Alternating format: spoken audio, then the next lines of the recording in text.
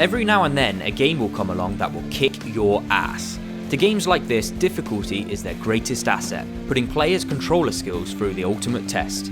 Fenix Furia was this type of game. It was a fast-paced, challenging platformer. One mistake would mean instant death. It was a game to bring out the old controllers for, because with this one, there was always a good chance that they were going to get smashed in a fit of rage. In a good way, that is. The main character was a hedgehog called Fenix. His abilities included infinitely jumping into the air, and of course, for a hedgehog, boosting. Combining these two moves allowed traversal of over 150 levels, spread out across 9 different worlds. But it's time to address the elephant in the room here. This game looks a hell of a lot like something else that springs to mind right now. Super Meat Boy. Not only were both insanely difficult, requiring a virtually instant respawn time due to the constant failure, but they also both contained boss fights, strange little cutscenes, they both had hidden retro-style levels to unlock. They even both had Dark World equivalents to most levels, essentially doubling the number of stages available, as well as adding an even greater degree to the insanity. So saying that these two are similar then is an understatement, but this leaves an important question.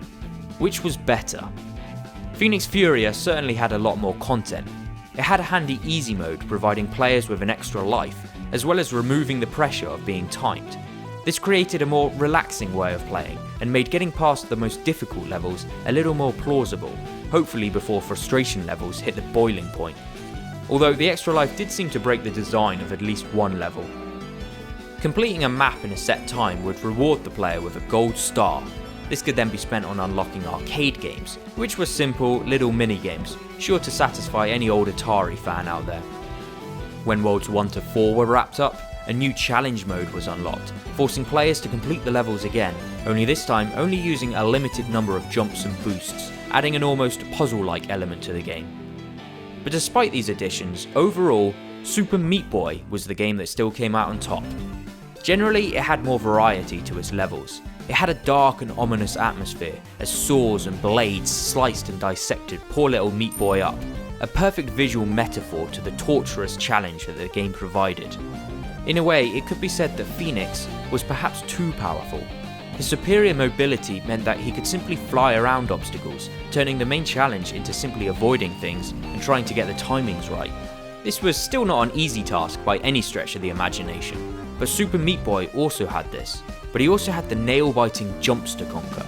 Gravity itself became an enemy, forcing the layout of the levels to be more cleverly designed. Fenix had a few interesting stages, but none that really stood out or shone. As useful as easy mode was, it didn't really add a lot because having the extra life kind of felt like cheating. Dying after only one mistake really was necessary to build up that relentless, ruthless determination, ending in the sweet satisfaction of completing a perfect run. It did have one redeeming factor though, in the form of its 2-player mode. This added a competitive edge to the game. Was it best to go fast and try and reach the target as quickly as possible? Or was it best to be the tortoise and take a slower, more methodical approach, making sure to avoid that dreaded respawn?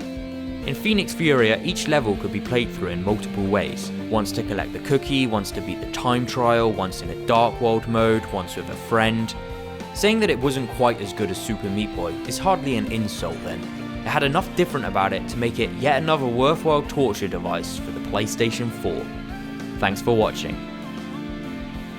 And for more video game reviews, be sure to subscribe to A's Gaming Moments, and to get in touch with me, you can follow me over on Twitter at A's Gaming Moments. Thanks for watching.